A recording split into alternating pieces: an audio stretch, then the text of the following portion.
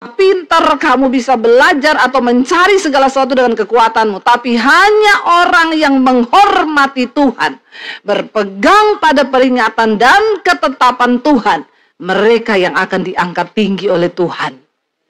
Jangan kau tidak menghormati Tuhan dalam hidupmu.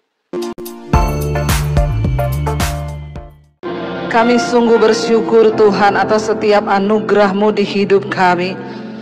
Bahkan kami ada hari ini semua karena anugerah Tuhan. Tidak ada satu pun di hidup kami yang kami dapat bukan karena anugerah-Mu Bapa. Karena itu kami datang hari ini. Biarlah Engkau puaskan kami dengan firman-Mu, tegur kami lewat firman-Mu, nasihati kami, perbaiki kami lewat firman-Mu Tuhan. Berbicara bagi kami, urapi hamba-Mu yang tidak ada apa-apanya. Pengurapan Roh Kudus kami butuhkan di dalam hidup kami, agar iman kami semakin kuat dan teguh di dalam Tuhan. Kami buka hati bagi firman-Mu di dalam nama Yesus. Yang percaya diberkati katakan bersama. Amin. Tepuk tangan buat Tuhan Yesus, saudara. Haleluya. Shalom. Bagaimana kabarnya? Luar biasa. Puji Tuhan. Iya, saudara. Iya, puji Tuhan ya. Hari ini tema firman Tuhan adalah membangun tahta Tuhan. Ya, kayaknya temanya berat ya. Membangun tahta Tuhan. Apa yang ada di benak saudara ketika mendengar tema ini? Membangun tahta Tuhan. Ya, bisa nggak kita membangun tahta Tuhan? Menurut saudara bisa? Ya, bagaimana caranya membangun tahta Tuhan? Saudara, membangun tahta Tuhan dalam kehidupan kita sebagai orang percaya. Ya, kedengarannya ya sedikit bagaimana saudara, tapi percayalah, tidak semua orang Kristen itu bisa membangun tahta Tuhan ya di dalam kehidupannya. Saya diberikan ayat hari ini Mazmur 99. Mari kita buka bersama. Ya, Mazmur 99 ayat yang pertama sampai ayat yang ke-9 dikatakan di sana, judul perikopnya adalah Tuhan Raja yang Kudus ya. Ayat yang pertama mari kita baca bersama 1, 2, 3. Tuhan itu raja, maka bangsa-bangsa gemetar, ia duduk di atas kerub-kerub, maka bumi goyak. Tuhan itu maha besar di Sion dan ia tinggi mengatasi segala bangsa. Saudara, sebelum kita membangun tahta Tuhan, kita harus mengenal dulu siapa Tuhan. Kita tidak akan bisa mungkin menjadi tahta Tuhan. Apa itu tahta? Tahta itu tempat Tuhan berdiam. Ya, kita tidak mungkin bisa membangun tahta Tuhan sebelum kita mengenal ya siapa Tuhan itu, bagaimana sifatnya, supaya kita tahu bagaimana membangun tempat kediaman bagi Tuhan dalam hidup kita.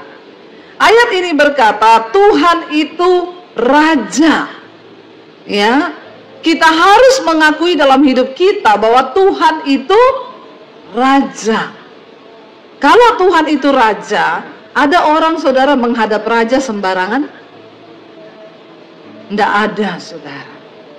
Orang itu kalau menghadap raja saudara tidak ada di film-film atau di kerajaan. Saudara lihat orang masuk dalam ruangan raja ketemu ya gayanya pakai celana pendek, pakai yukensi dan halo bro. Ada begitu, langsung dipancung, mati. Menghadap raja itu tidak sembarangan. Ya, tidak sembarangan. Saudara, Esther, ya kita baca kitab Esther itu, ada satu kisah bagaimana raja itu memilih seorang permaisuri. Untuk bisa seseorang menghadap raja dan dipilih menjadi permaisurinya, gadis-gadis cantik itu mereka dibawa dulu ke satu tempat ya, di Puri Susan namanya. Perempuan-perempuan cantik ini mereka dilulurin dulu badannya ya, supaya saudara percaya. Kita buka aja persiapan untuk menghadap raja loh. Esther pasal yang kedua ya. Ester 2 ayat 12, tolong ditayangkan. Ester 2 ayat 12, persiapan untuk seseorang itu menghadap raja, wanita-wanita ini. Baca bersama 1, 2, 3. Tiap-tiap kali seorang gadis mendapat giliran untuk masuk menghadap Raja Ahasiweros, dan sebelumnya ia dirawat menurut peraturan bagi para perempuan selama 12 bulan. Ya, sebab seluruh waktu itu digunakan untuk apa? Pemakaian wangi-wangian, 6 bulan untuk memakai minyak mur, dan 6 bulan lagi untuk memakai minyak kasai, serta lain-lain wangi-wangian perempuan. Wow, untuk menghadap raja menjadi permaisuri, seorang wanita harus dilulurin dulu, dirawat berapa lama? 1 tahun. Ya, saya mau coba perawatan 1 tahun. Diminyaki pakai minyak mur, dirempah-rempah. Ya, tujuannya apa? Agar wanita ini yang akan menghadap raja, tubuhnya itu mengeluarkan aroma yang wangi. Jangan coba menghadap raja bau ketek. Baru masuk ruangan raja itu kecut, pancung, mati. Ya, itu hukumannya kalau raja tidak berkenan atau datang menghadap raja ada panu atau kurap, bau. Enggak. Itu raja manusia loh di bumi. Seseorang yang akan dipilih menjadi orang yang dekat dengan raja, menjadi permaisuri, 12 bulan perawatan. Ya, enggak gampang ya. Diminyaki pakai mur, diminyakin seperti itulah, itu peraturan istana. Karena raja nggak mau yang bau, yang kurap, yang panuan, nggak boleh. Kita ini Kristen enak ya, Tuhan itu sahabat. Jadi biar kita mabok, kita bersinah, kita ya kepahitan, datang aja sama Tuhan, kan kasih karunia, pret. Saudara, kita harus kenal siapa Tuhan. Ya, memang Yesus berkata, panggil aku sahabat. Tapi jangan lupa, Tuhan itu juga adalah Raja. Banyak orang Kristen lupa itu. Tuhan adalah hakim yang satu saat akan datang menghakimi. Jangan cuma bilang dia Bapa yang baik. Orang Kristen suka pakai ayat-ayat dia Bapa yang baik, yang selalu mengampuni, yang selalu baik, yang selalu menerima apa adanya. Jangan dininabobokan. Buka mata kita. Tuhan itu Raja. Kita sudah baca bagaimana seorang permaisuri yang akan menjadi orang pilihan raja. Enggak main-main, 12 bulan. Dia harus benar-benar dirawat supaya dia menghadap raja, baunya harum, dia cantik, kulitnya mulus supaya raja berkenan. Bagaimana dengan hidup kita, saudara? Apakah kita sudah menjadikan Yesus sebagai raja di hidup kita? Apakah kita sudah sungguh-sungguh menghormati dia? Apa persiapan kita untuk membangun tahta Tuhan, menghadap kedatangannya kali yang kedua? Tidak sembarang orang bisa masuk istana kerajaan Allah. Kalau kerajaan Raja Ahasiweros saja seperti itu, saudara, apalagi kita menjadi mempelai Kristus. Kau jangan jadi Kristen yang bau kenajisanmu, bau percabulanmu, bau segala dosa yang kau simpan, kepahitan, amarah, semua berbau. Bagaimana Tuhan bisa berkenan kalau kita ini jadi Kristen yang bau? Persiapkan hidupmu. Bangun manusia rohanimu, saudara. Kita kembali kepada Mazmur 99 tadi, saudara. Ya, Tuhan itu Raja. Ya, bayangkan bangsa-bangsa gemetar, ia duduk di atas kerub, maka bumi goyang. Tuhan itu maha besar. Ia tinggi mengatasi segala bangsa. Ayat 3. Biarlah apa? Mereka menyanyikan syukur bagi nama-Mu yang besar dan dahsyat, kuduslah Ia. Kemudian setelah bagaimana kita membangun tahta Tuhan di hidup kita supaya Dia mau bertahta dalam hati kita, setelah kita mempersiapkan hidup, ya, menjaga kekudusan, membuang segala kekotoran. Yang kedua, mari saudara, ya, naikkan syukur kepada Tuhan. Untuk apa kita bersyukur? Yang pertama, karena kita ini dilayakkan. Darah Yesus menerima kita. Darahnya sudah membasuh kita. Karena itu sebagai orang percaya, kalau engkau mau melihat Tuhan bertata di hidupmu, banyak-banyaklah bersyukur. Jangan banyak bersungut-sungut. Waktu kau bersungut, Tuhan itu tidak suka tinggal dengan orang yang bersungut-sungut.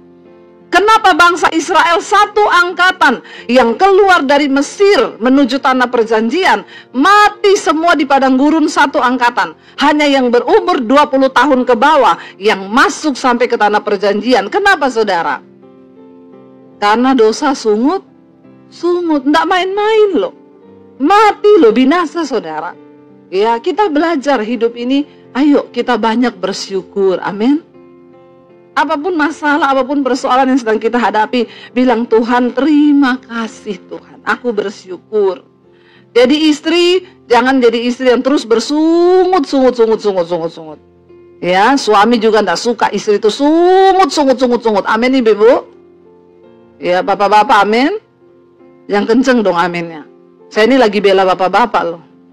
Ya, saya ngomongin ibu-ibu biar nggak usah bersungut. Ya, membangun tahta Tuhan. Yang pertama di hidup kita, mari kita menyanyikan syukur, amin. Orang yang bersyukur itu diberkati Tuhan, amin. Tapi orang yang bersungut-sungut mati di padang gurun semuanya karena dosa sungut-sungut. Sungut-sungut memperlambat berkat Tuhan terjadi. Sungut-sungut memperlambat perjalanan rohani kita menuju perkenanan Tuhan. Sungut-sungut itu membuat kita ini semakin kabur saudara. Jadi jangan bersungut-sungut. Membangun tahta Tuhan di hidup kita, banyak-banyaklah bersyukur. Yang keempat dikatakan, Raja yang kuat, yang mencintai hukum. Engkaulah yang menegakkan kebenaran, hukum dan keadilan di antara keturunan Yakub. Engkaulah yang melakukannya. Kita harus tahu dan mengenal siapa Allah kita sebelum kita membangun tahta di hidup kita bagi Tuhan. Ayat ini dengan jelas berkata, Tuhan itu Raja yang kuat, Dia mencintai hukum. Nah, kalau kita tidak mencintai hukum, bagaimana Tuhan bisa bermanunggal dengan kita? Ya, Dia mencari orang yang sehati sepikir dengan Dia, saudara. Ya, jadi Dia itu dikatakan mencintai hukum, yang menegakkan kebenaran, hukum dan keadilan. Ada kriteria untuk Tuhan itu bisa tinggal dengan seseorang. Ya, kalau tadi kita sudah lihat Raja Ahasiwerus saja, ya, dia mencari kriteria perempuan yang cantik yang akan menjadi istri untuk tinggal bersama-sama dengan dia.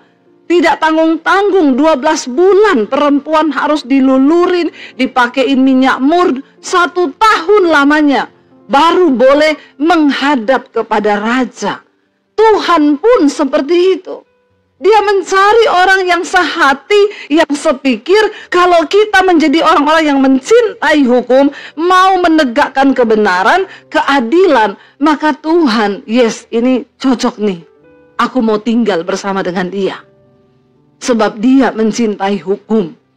Saudara, hanya orang-orang yang hidup sungguh-sungguh takut akan Tuhan yang akan melihat kemuliaan Tuhan. Wow, kalau kita bangun tahta dalam hidup kita buat Tuhan, Tuhan hadir. Dia Tuhan yang maha kuasa loh saudara. Kita nggak akan jadi orang yang biasa-biasa aja. Ketika Tuhan hadir dalam hidup kita, engkau nggak akan jadi Kristen yang biasa-biasa. Hidupmu berubah, nasibmu berubah. Ya, perjalanan hidupmu akan menjadi orang yang berdampak. Dan kita akan melihat bagaimana Tuhan menuntun hidup kita masuk sampai kepada rencana dan kemuliaannya bagi hidup kita. Amin. Ya, kalau Tuhan mencintai hukum, ayo kita mencintai hukum. Ya, apa itu hukum? Baca firman Tuhan. Hukum Tuhan itu adalah firman Tuhan. Kalau Tuhan bilang mengampuni, lepaskan pengampunan. Kalau Tuhan bilang hidup dalam kekudusan, ayo hidup dalam kekudusan, jangan main-main.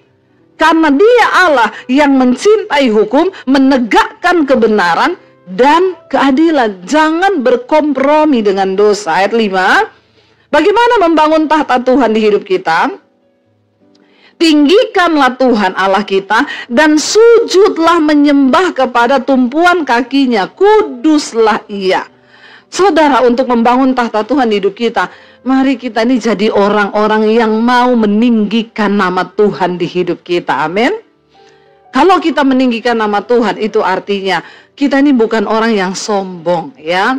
Ketika engkau menceritakan keberhasilan anakmu misalnya, aduh anak saya tuh sekarang itu loh sudah jadi ya pilot luar angkasa. Ya, ini sudah tinggi sekali terbangnya ya. Luar biasa ini. Jangan engkau bilang terus bilang, "Oh iya ya, luar biasa anakmu." Oh iya, memang dia dari kecil pinter. Ya, karena saya kasih makan dia bergizi, karena saya kasih ini. Saudara, kalau engkau bermegah akan sesuatu, bermegahlah karena Tuhan. Orang muji anakmu, orang muji, luar biasa. Semua karena anugerah. Semua karena Tuhan. Itu artinya kita meninggikan nama Tuhan. Ya, jangan mulutnya tuh kalau ngomong ketinggian. Hati-hati, nanti tabrakan sama pesawat loh. Ya, mulut kalau ketinggian ngomong, tabrakan sama pesawat sakit loh saudara. Ya, jangan pernah lupa ketika orang ngomong apa, bilang karena anugerah Tuhan. Semua yang kami alami hari ini itu karena anugerah Tuhan. Itu artinya kita sedang membangun tahta bagi Tuhan. Waktu kita ini suka meninggikan nama Tuhan, maka Dia mau tinggal bersama-sama dengan kita. Amin saudara. Ya, ucapkan segala sesuatu. Jangan sampai karena kita ini merasa mampu, oh iya karena saya bikin begini, makanya oh iya. Dan kita melupakan Tuhan. Ada orang-orang kalau cerita kesuksesannya dia lupa loh. Padahal untuk bisa napas toh, ini anugerah. Amin. Jangankan melakukan ini dan itu, bernapas pun kita ini cuma anugerah loh. Coba kalau Tuhan tutup lubang hidungmu, bisa napas enggak? Enggak bisa kita.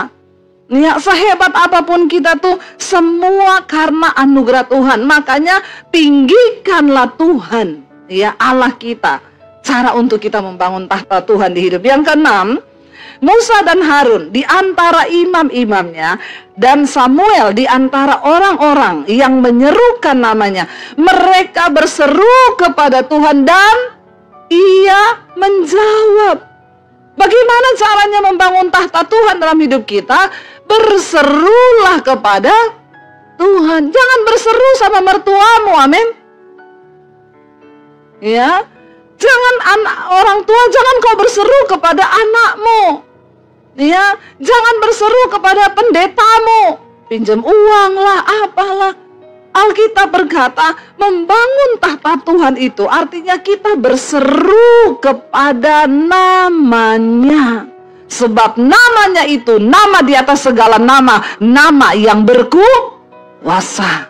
Amin. Ayo berseru kepada Tuhan saudara. Ya, bangun tahtanya. Ketika engkau ada masalah, datang di kaki Tuhan, berseru, Tuhan aku berseru kepadamu Tuhan. Jangan berseru sama mertua, ya juga orang tua, jangan berseru kepada anakmu. Ya apa-apa dikit anak lari, apa-apa dikit anak ya.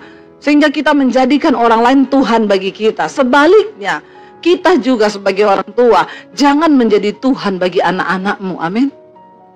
Saya melihat banyak orang itu mau jadi Tuhan buat anaknya.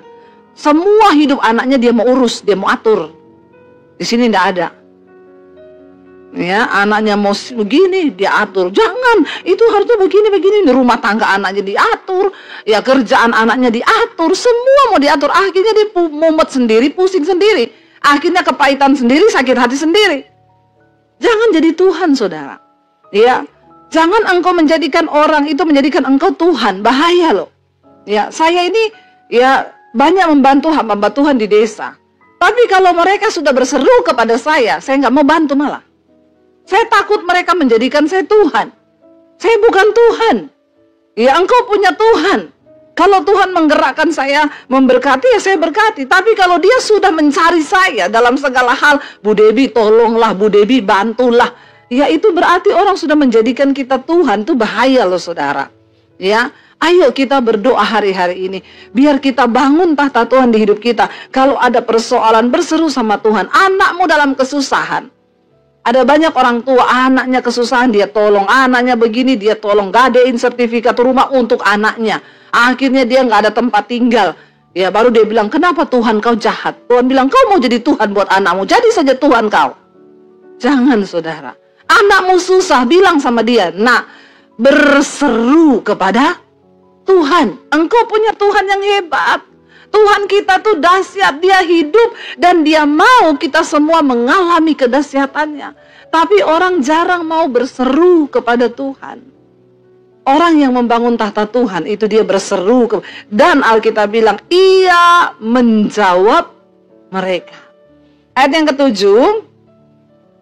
dalam tiang awan ia berbicara kepada mereka dan mereka telah berpegang pada peringatan-peringatannya dan ketetapan yang diberikannya kepada mereka. Saudara, waktu engkau membangun tahta Tuhan di hidupmu, Tuhan akan menuntun engkau. Dia Tuhan yang masih berbicara. Saudara percaya nggak kalau Tuhan masih berbicara? Yang percaya angkat tangan, Tuhan masih bicara. Yang nggak percaya pulang saja. Ya, buat apa kita percaya Tuhan kalau kita tidak yakin dia berbicara? Seperti dia berbicara kepada Musa, seperti dia berbicara kepada Abraham, kepada Yesaya, kepada semua nabi-nabinya. Dia Tuhan yang masih berbicara sampai hari ini. Bagi orang-orang yang mau berpegang pada peringatan dan ketetapan Tuhan. Ada syarat, ya. Tuhan bicara kepada orang yang berpegang pada peringatan dan ketetapannya. Saya ingat sebelum pandemi Tuhan bicara sama saya.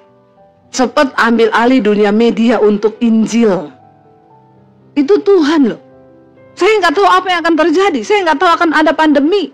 Tapi saya nangkap suara Tuhan. Ambil alih dunia media. Sampai saya bingung media itu apa. Saya cari-cari. Tapi kemudian saya dapatkan YouTube. Oh ini loh, aku akan memberkati engkau dengan tuaian bangsa-bangsa, bahkan berkat bangsa-bangsa. Loh itu Tuhan. Dia menuntun orang yang setia berpegang pada peringatan dan ketetapannya. Saya lakukan saudara, saya taat, saya nggak tahu apa yang akan terjadi. Tiba-tiba pandemi datang. Dan saya taat melakukan, dan saya melihat buahnya. Ya ternyata ketika pandemi gereja tutup, orang nggak boleh beribadah. Ya, saya punya sarana untuk menyampaikan kebenaran. Dan begitu banyak orang dikuatkan ketika ketakutan melanda seluruh bumi. Taat sama suara Tuhan. Dia masih berbicara. Ya, saudara, Tuhan itu ajaib loh. Dan dia berbicara. Seperti dia bicara kepada Musa, dia mau bicara kepada saudara. Katakan, amin saudara ya. Bagi orang yang berpegang pada peringatan dan ketetapan Tuhan. Saya bilang kepada anak-anak saya, selalu saya ingetin, Dek, ingat ya. Kamu bisa sekolah pintar, kamu bisa belajar atau mencari segala sesuatu dengan kekuatanmu. Tapi hanya orang yang menghormati Tuhan, berpegang pada peringatan dan ketetapan Tuhan, mereka yang akan diangkat tinggi oleh Tuhan. Jangan kau tidak menghormati Tuhan dalam hidupmu. Ini loh, Mami ini loh, saksi hidupnya. Bagaimana perbuatan tangan Tuhan yang ajaib. Mami ini loh, tidak punya ijazah. Tapi kamu harus sekolah cari ijazah. Jangan ikut Mami. Mami lain kasusnya. Ya. Tapi ini beda ya. Tapi Tuhan berperkara, saudara. Nggak ada yang mustahil. Lalu ayat yang berikutnya. Kita baca ayat yang ke-8. Tuhan Allah kami, Engkau telah menjawab mereka. Engkau Allah yang mengampuni bagi mereka. Tetapi apa? Yang membalas perbuatan-perbuatan mereka. Tuhan memang mengampuni. Tapi ingat, setiap perbuatan kita itu ada yang namanya tabur tuai. Engkau hidup dalam kebenaran, melakukan apa yang berkenan pada Tuhan, maka saudara dikatakan Tuhan juga akan mempermuliakan hidupmu. Tapi kalau engkau hidup memberontak terhadap Tuhan, tidak menghormati Tuhan, maka engkau juga akan mengalami banyak hal yang membuat hidupmu itu terpuruk, tertekan. Saya itu belajar dari kisah raja-raja di Israel. Setiap kali pergantian raja begini, maka matilah Daud, digantikan oleh anaknya Salomo. Salomo melakukan apa yang jahat di mata Tuhan. Nanti Salomo mati, digantikan oleh anaknya. Anaknya melakukan apa yang jahat di mata Tuhan.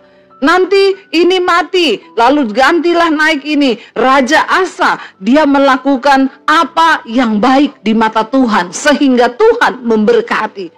Pokoknya raja-raja Israel itu, mereka punya sebutan itu cuma dua. Melakukan apa yang baik di mata Tuhan atau melakukan apa yang jahat. Dan kerajaan itu tergantung dari perbuatan rajanya. Ketika mereka hidup jahat, penghukuman. Tuhan kirim orang Aram berperang, kalah, taklukkan Israel. Tapi ketika mereka menghormati Tuhan, kemenangan demi kemenangan Tuhan berikan. Kita belajar aja dari itu, saudara. Kenapa ada perjanjian lama ditulis? Supaya kita tahu sifat-sifat Tuhan. Ingat, dia Tuhan yang tidak berubah loh. Walaupun kasih karunia sudah diberikan, tapi sifat Allah, dia benci dosa itu tetap. Tabur tuai itu tetap. Dia mengampuni mereka, tapi dia juga yang akan membalaskan perbuatan mereka. Karena itu saudara, mari kita menghormati Tuhan supaya kita mendapatkan kemuliaan Tuhan. Ayat yang terakhir, ayat 9. Baca bersama, saya undang para imam musik. Tinggikanlah Tuhan Allah kita dan sujudlah menyembah di hadapan gunungnya yang kudus, sebab kuduslah Tuhan Allah kita. Tuhan adalah Tuhan yang kudus, dia Allah yang berdaulat atas hidup kita. Karena itu Bapak Ibu, kita tinggalkan semua dosa, segala yang tidak berkenan kita tinggalkan. Dan kita mau masuk hidup yang menghormati Tuhan. Dan kita akan mengalami kemuliaan demi kemuliaan Tuhan. Kita percaya dia Tuhan yang sanggup. Kita mau katakan di hadapan Tuhan, Engkaulah Tuhan, Engkaulah Raja. Engkau berdaulat atas hidup kami Tuhan.